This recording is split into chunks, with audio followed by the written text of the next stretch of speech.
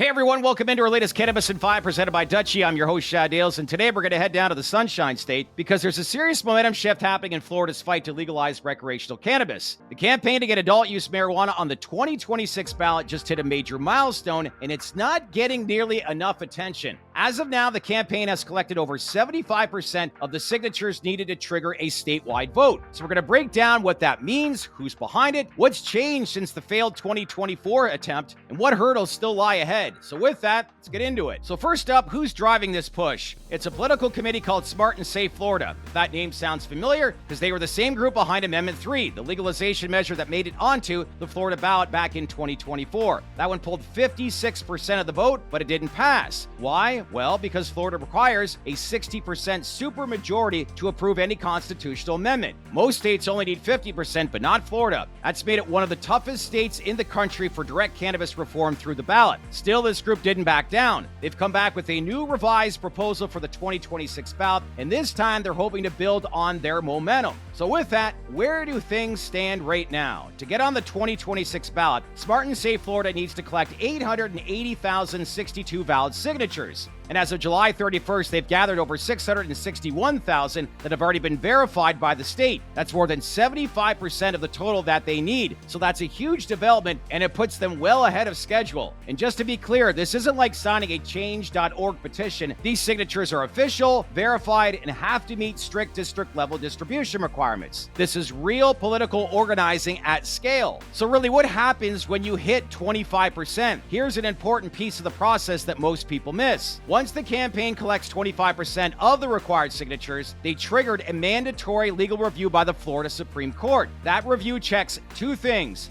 1, does the proposal follow the single subject rule? And 2, is the language clear and not misleading to voters? And this is where a lot of initiatives get tossed out. But Smart and Safe Florida has done this before, and the updated 2026 version is tailored to pass the review. So you might ask now, what's in the new 2026 version? Here's exactly what's changed since 2024. And there are a few key things. First, the new proposal bans public smoking and vaping. That was a concern raised by some voters in the last go-around. This version makes it clear you can't light up just anywhere. Second, it includes protections against marketing to kids. Think rules around packaging and advertising that could appeal to minors, and rightfully so. And finally, this is a big one. The proposal would end vertical integration in Florida's cannabis market. So what does that mean? It means that cannabis businesses won't be required to control everything from cultivation to retail. This opens up the door to smaller businesses and more competition, not just the large MSOs. So this isn't a copy and paste from 2024. This is a smarter, more strategic initiative aimed at winning broader support. And it appears it is. That said, this campaign, it still does face a lot of big hurdles. First, they still need to collect about 220,000 more valid signatures by the February 1st, 2026 deadline. It's not a small task. It means more boots on the ground, more funding, and more organizing in every corner of the state. And second, there's a fight brewing in the courts. Florida lawmakers passed new laws in 2025 that make it harder to qualify citizen-led ballot measures. These rules now limit how many petitions a circulator can submit, require all circulators to be Florida residents, and shorten the time you have to turn in signatures.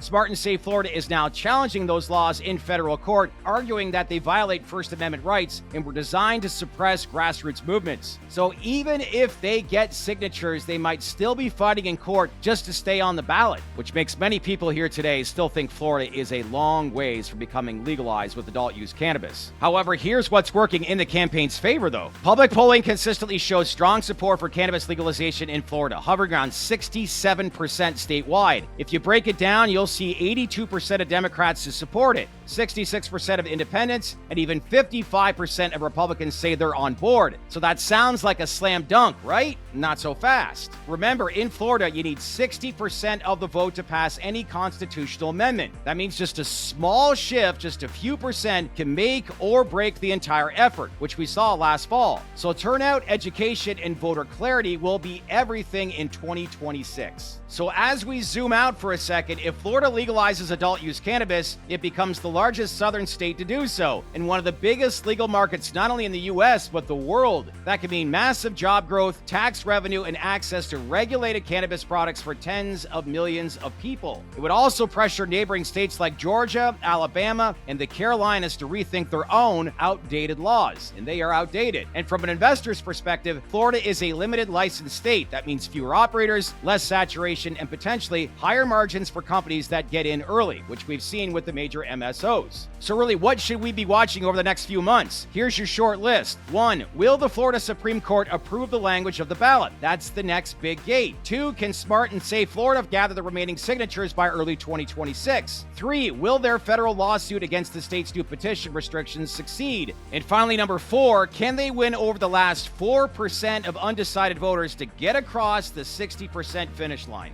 Look, this is more than just a state-level campaign. This is a bellwether for federal cannabis reform, for market access, and for public opinion in one of the country's biggest swing states. If Florida flips in 2026, it could be a domino effect that knocks down the rest of the South and opens the door to broader bipartisan cannabis policy nationwide. So we'll be tracking this closely, and so should you. So make sure you stay connected here at the TDR Cannabis in 5 podcast. And before we wrap up, a quick shout out to Dutchie, the tech backbone of the legal cannabis industry. If you're a dispensary owner running a single dispensary or scaling a multi-state operation, Dutchie simplifies your business, point of sale, e-commerce, compliance, and payments, all in one place. Want to know if they're trusted? Well, they are, by over 6,500 different dispensaries, empowering over $22 billion in sales annually. If you want to learn more, visit business.dutchie.com to learn more about how Dutchie can help you grow smarter. Follow up on this, all right? That's it for today, and leave some comments below. Let us know what your thoughts are about Florida. Will it get legalized? Will this be on the ballot? Let us know either way. As usual, if you like this breakdown, make sure to like,